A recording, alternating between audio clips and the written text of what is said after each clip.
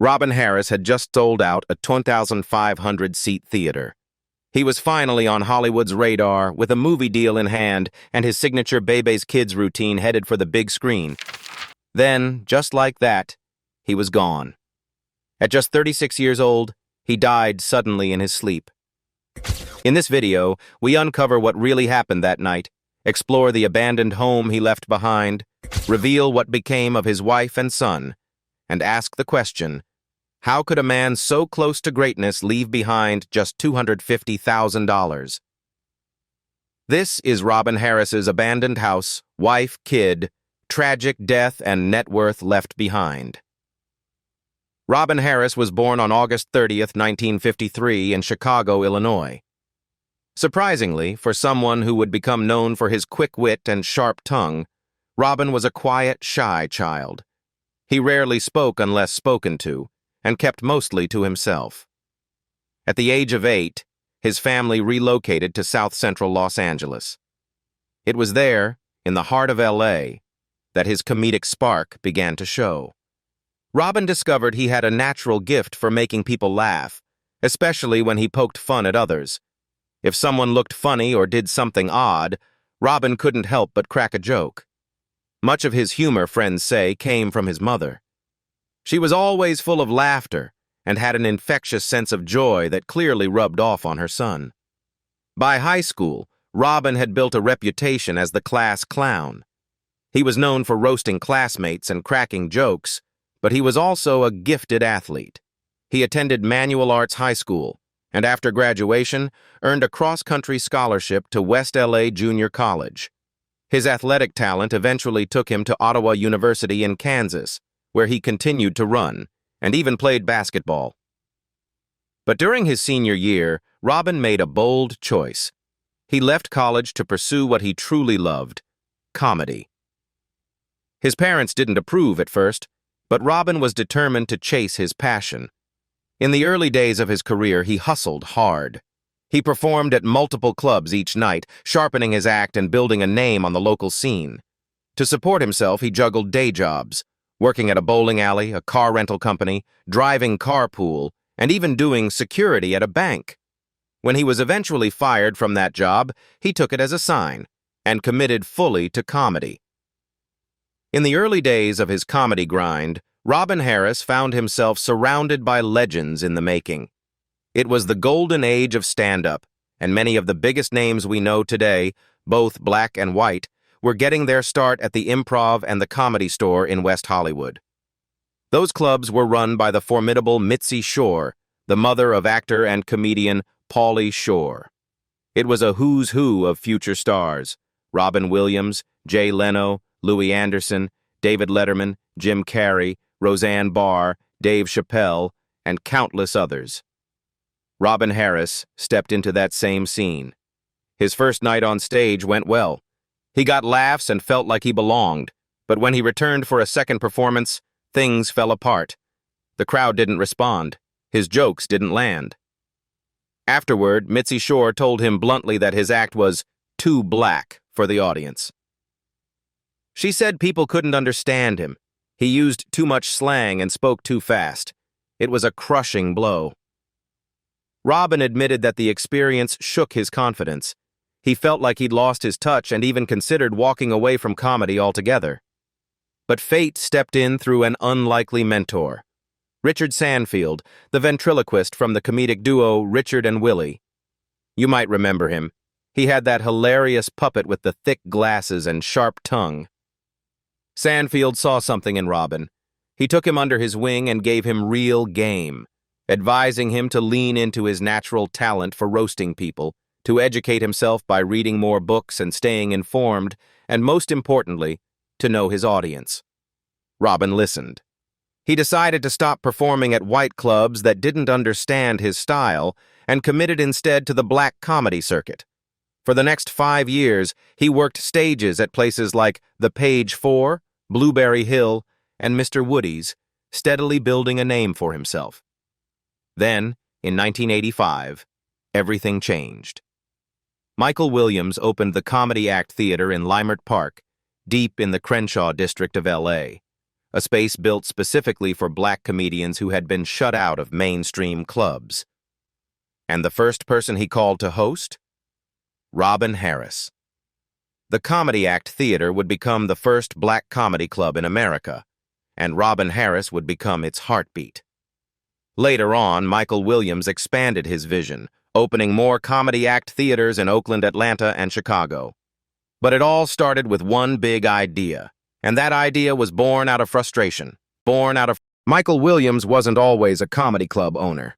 He was originally a concert promoter and event producer, but the job wasn't fulfilling him. It just didn't feel like his true calling. One night, after a rough day, he was feeling down and needed a laugh. So, he headed to the legendary Comedy Store in Hollywood to catch a few stand-up acts. What he saw that night didn't impress him. Most of the comics on stage were white, and none of them, in his opinion, were particularly funny. The only black comedian that night was T.J. McGee, who sadly has since passed away. T.J. went up last, and Michael thought he was actually the weakest of the bunch. But there was one thing that stood out. T.J. told a black joke that struck a chord. It was the only moment in the entire night that felt familiar, that felt real. That's when it hit him. Black comedians weren't being given a fair shot at these mainstream clubs. Their style, urban, raw, culturally specific, was often dismissed as too black. And the crowds they brought in? Not exactly welcomed with open arms either. Michael Williams saw a void, and he decided to fill it. With just $1,000 to his name, he opened the original Comedy Act Theater in Leimert Park. It was the first black comedy club in the country. But to make it work, he needed the right host, someone who could command the room. That's when someone introduced him to Robin Harris. From the moment Robin took the mic, the place lit up. His sets were electric. The crowd couldn't get enough. Word spread fast. Soon, the Comedy Act Theater was packed every night, and Robin was the main attraction. Celebrities poured in. Eddie Murphy, Magic Johnson, the Lakers, Mike Tyson, you name it. And because Robin was the gatekeeper of the stage, whoever he introduced often blew up. Not everyone loved that. Some comics resented how long he took to warm up the crowd. Others were flat out jealous of the attention he got. But it didn't matter. Robin was the reason people lined up around the block. His Bebe's Kids routine alone could bring the house down. Thursday nights were legendary. If you weren't in by 8:30, you weren't getting in. The fire marshal was on standby every week. Robin Harris wasn't just a comedian. He was a kingmaker. At the height of his run at the Comedy Act Theater, he helped launch the careers of some of the biggest names in comedy. Robert Townsend, Sinbad, Martin Lawrence, Damon Wayans, Marsha Warfield. The list goes on. Harris had a way of spotting talent, giving them stage time, and making sure the crowd paid attention. He wasn't selfish with the spotlight. He wanted others to shine, too. He also had incredible chemistry on stage with fellow comedian Myra J. Their back-and-forth battles would have the entire club in stitches. It wasn't just a show, it was an experience. That kind of live energy caught the attention of Keenan Ivory Wayans, who would later tap into that same talent pool to build In Living Color. Kim Coles, Tommy Davidson, they all came through Robin first. Even Shawn Wayans once said in an interview that Robin was like a mentor to the young comics. He'd pull them aside, give them advice, show them how to move in the business. Robin wasn't just cracking jokes, he was planting seeds. When Keenan Ivory Wayans finally got the green light to make his first film, I'm Gonna Get You Sucka, he returned the favor and gave Robin a scene-stealing role as the bartender. It was wild, unforgettable, pure Robin. And here's the twist. That entire movie idea? Eddie Murphy had pitched it to Keenan years earlier, long before cameras ever rolled. Robin's star was rising and he was ready to level up. That's when he connected with Topper Carew, a creative force who would later go on to create Martin for Fox and direct Martin Lawrence's first film, Talkin' Dirty After Dark. But back then, Topper had just started managing talent, and Robin was his very first client. Topper believed in him. He brought top TV executives to see Robin perform, hoping to land him a show or a deal. But the suits didn't get it. They liked him, sure, but they didn't understand him. His style was too raw, too real, too ahead of its time. So Topper called in someone else, Spike Lee. When Spike showed up to the Comedy Act Theater, Robin had him on the floor, laughing uncontrollably. That night sealed it. Spike cast him as Sweet Dick Willie in Do the Right Thing, a role that turned into an instant classic. One of Robin's lines from that movie still gets quoted today. "If Mike Tyson ever dream about hitting me, he better wake up and apologize." In 1989, Robin Harris landed a role that would cement his place in comedy history. He played Romeo in the cult classic Harlem Nights. That film was stacked with legends: Eddie Murphy, Richard Pryor, Della Reese, Red Fox, Charlie Murphy, the who's who of black comedy royalty. For fans, it's the kind of movie you could watch 100 times and still laugh like it's the first. That same year, Robin also filmed his HBO One Night Stand special. It was a defining moment. He had the crowd in the palm of his hand, especially when he delivered his now iconic Bebe's Kids routine. People went wild for it. It became a signature piece that audiences would never forget. But if there was one project that truly elevated Robin's career to another level, it was House Party. That film wasn't just a hit. It was a cultural moment, and for many, it became a favorite. Directed by Reginald and Warrington Hudlin, better known as the Hudlin brothers, who were also from Illinois, the film brought Robin into the mainstream in a whole new way. At first, the Hudlin brothers only knew of Robin by reputation. But after seeing an early cut of Do the Right Thing and watching him play Sweet Dick Willie, they were sold. They knew they had to work with him. Still, not everyone was on board. Industry insiders warned the Hudlins that casting Robin might be a mistake. Some claimed his voice wasn't clear enough. Others said his comedy was too black for broader audiences. It was the kind of coded language often used to hold back raw, authentic black talent. But instead of backing down, the Hudlins leaned in. The more people doubted Robin, the more determined they were to give him a shot. They cast him as Pop, the father of Kid, and the rest is history. Robin Harris didn't just play that role, he owned it. His performance was unforgettable, tough, hilarious, and completely real. Alongside John Witherspoon, Martin Lawrence, and a young cast that brought energy and heart, Robin stood out as one of the film's comedic anchors. Robin Harris was on fire during the House Party shoot. Every take, he brought something fresh, new jokes, new punchlines, and had everyone on set cracking up. Even the camera crew couldn't keep it together. They'd laugh so hard the footage would shake, and they'd have to stop and reset just to get a clean shot. It must have been a wild set to work on. And the film itself? A surprise box office hit. Made on a modest $2 million budget, House Party went on to gross over $26 million, eventually earning cult classic status. Kid from Kid and Play once said in an interview that Robin was a wild dude off-screen, too. He remembered a moment when Robin supposedly pulled a gun on someone during a pickup basketball game. Robin was crazy, he laughed, but in that unpredictable, unforgettable way. After House Party, Robin's career picked up serious momentum. He played Butterbean Jones in Spike Lee's Mo Better Blues, opposite Denzel Washington and Wesley Snipes. Originally titled Love Supreme, the film gave Robin another chance to flex his comedic timing on the big screen. Everything was aligning. He landed a record deal with Polygram Records to release his stand-up album Bebe's Kids. The Hudlin brothers were planning to turn that routine into a full animated movie just for him. Russell Simmons tapped him to host the upcoming Def Comedy Jam. CBS had multiple projects lined up, one with fellow comedian Ronaldo Ray, another pilot with Blake Clark where they played mismatched inner-city cops.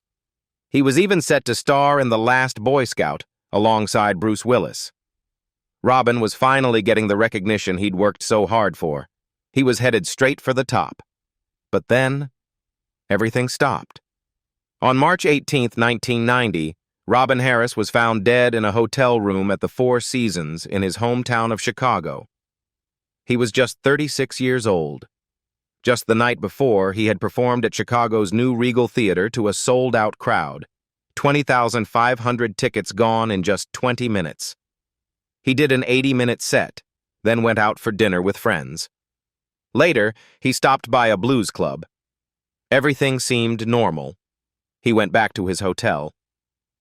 According to Robin Harris's best friend, Ronnie Tanksley, the last person to see him alive, Robin was completely drained after his show that night. He was so tired he fell asleep right there on the hotel room floor. Ronnie had to lift him into bed.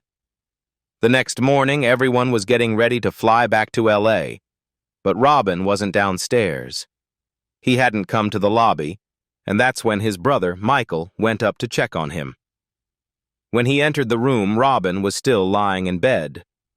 At first, Michael thought he was just asleep, but when he tried to wake him, he realized something was wrong. Robin wasn't breathing. Michael immediately tried CPR while their mother called for help. Paramedics rushed to the hotel, but it was too late. Robin Harris was pronounced dead on arrival. He was only 36. After his passing, those close to him were shocked. Robin didn't drink much, never touched drugs, and had never shown any serious health issues. But they did know he had trouble sleeping. He had a breathing problem that often caused him to nod off unexpectedly, sometimes even mid-conversation. Family and friends had urged him to see a doctor, but Robin brushed it off. His wife later revealed that he had gone for a physical just a few months before, and doctors had recommended further tests. He never followed up. The autopsy revealed the cause: heart disease and severe sleep apnea. He also suffered from cardiac arrhythmia, which likely caused his heart to stop while he slept. The official cause of death was cardiac arrest due to sleep apnea. His funeral was filled with love and sorrow. Stevie Wonder performed The Lord's Prayer and Ribbon in the Sky, and a host of comedians and celebrities came to pay their respects. What made it even sadder was the timing. Just before his death, the Hudlin brothers were in the middle of developing Bebe's Kids as a live-action film, written specifically for Robin. The plan was for him to star in it, surrounded by a cast of kids, bringing his signature comedy routine to the big screen. They were deep in the development process, brainstorming ideas, finalizing the script, when they got the devastating call from Spike Lee that Robin was gone. Eventually, the Hudlins moved forward with the project as an animated film, casting comedian Faison Love to voice Robin's character. In later interviews, the Hudlin brothers reflected on just how much they believed in Robin Harris. They had big plans for him, projects lined up for years to come. In their words, they were going to work with him forever. After Robin's passing, the Hudlins continued their careers in film and television, going on to direct and produce titles like Boomerang, The Great White Hype, The Ladies' Man, and even working on The Bernie Mac Show. But the loss of Robin always stayed with them. In 2006, a powerful documentary was released, We Don't Die, We Multiply, The Robin Harris Story. It was produced by his manager, Topper Carew, and featured heartfelt interviews with family, friends, and fellow comedians like Joe Torre, Martin Lawrence, Bernie Mac, Cedric the Entertainer, and many others. The film chronicled Robin's life, his work, and the legacy he left behind. For those looking to revisit it, the documentary is available on Amazon. That same year, Robin Harris, live from the Comedy Act Theater, was also released on DVD, capturing some of the few existing stand-up recordings of his performances. According to Topper Carew, there's heartbreak in how little footage exists of Robin's early stand-up. Very few people were filming performances at the Comedy Act Theater back then. Not even his final show was recorded. Much of his brilliance, unfortunately, lives on only in memory. What's especially tragic is the timing. Robin Harris passed away just 2 months after House Party was released. He died before Mo Better Blues hit theaters and before his debut comedy album even came out. He was right on the edge, His career was just taking off. And then, suddenly, he was gone. Robin Harris was only 36 years old, gone far too soon. But his impact, his voice, and his humor, they're still felt, still remembered, still missed. Though his life ended far too soon, Robin Harris Sr. left behind a legacy that still echoes through comedy clubs and film today. His timing, wit, and raw storytelling inspired a generation of comedians. But for one person, that legacy is more personal than professional. His son, Robin Harris Jr., who was born 6 months after his father's death. Robin Jr. never got the chance to meet his father, but he spent a lifetime thinking about the man he might have become. In interviews, he's reflected on that haunting question: what would my dad be doing if he were still alive? At the heart of the Harris family is Exetta Harris, Robin's widow. She was by his side when his star was rising and left to pick up the pieces after his sudden death. A force in her own right, Exetta found her place behind the camera as a producer. Her credits include Unsung Hollywood, One Night Stand, and Robin Harris, Live from the Comedy Act Theater, all projects that help preserve Robin Sr.'s legacy. Beyond her work, Exetta shares her joy and her family on social media. In one photo, she smiled warmly in a lilac shirt and short pixie cut, radiating the same vibrant energy she brings to her work. Another photo from New Year's Day 2020 showed her beaming alongside her grandchildren, captioned with pride and love. For both Exetta and Robin Jr., honoring Robin Sr.'s memory is a mission. In 2019, they hosted the 9th annual Comedy Salute in his honor at Regency West in South LA. Now a rap artist, Robin Jr. has paid tribute to his father through music, including a song titled Sons of a Legend. Though comedy was never his path, he carries his father's spirit and humor with him, and even dreams of producing a sequel to Bebe's Kids, the animated film inspired by Robin Sr.'s famous routine. More than 3 decades later, Robin Harris Sr. is gone, but never forgotten. But never. When Robin Harris passed away unexpectedly in March 1990 at just 36 years old, his net worth was estimated at $250,000. For a comedian and actor who had just begun to break into the mainstream, that number might seem surprisingly low, especially considering the massive cultural impact he had in such a short time. But the truth behind that modest figure lies in timing, missed opportunities, and a life cut tragically short. Robin earned his money primarily through stand-up comedy, small film roles, and live performances across the country. In the 1980s, he became a fixture at Los Angeles' Comedy Act Theater, where he developed his signature Bebe's Kids routine, an iconic bit that resonated deeply with audiences and would later inspire a cult classic animated film. But back then, the financial rewards for live stand-up, even for a headliner, were modest. Comedians would often earn a few $1,000s per gig, and even less for club appearances or openers. By the late 80s, Robin began to gain traction in Hollywood. He had memorable roles in films like Do the Right Thing, 1989, Harlem Nights, 1989, and House Party, 1990. For these supporting roles, it's believed he earned tens of thousands of dollars, not blockbuster paychecks, but solid earnings for someone just breaking into the film world. Unfortunately, the big money offers, lead roles, major comedy specials, television deals, were just starting to roll in when he died suddenly of cardiac arrest caused by sleep apnea. Robin Harris never had the chance to capitalize on the full extent of his talent. His net worth of $250,000 reflected a comedian on the brink of superstardom, not one who had reaped its rewards. Before his untimely passing in 1990, comedian Robin Harris lived a quiet life away from the spotlight in a modest home in Los Angeles, California. The single-story residence, built in the 1950s, featured classic California charm, stucco exterior, a red tile roof, and a small, well-kept front lawn. Inside, it had 3 bedrooms and 2 bathrooms, with warm wooden floors and large front windows that filled the space with natural light. Though simple in design, the home offered comfort and privacy, a place where Harris could relax, write, and spend time with his wife Exetta.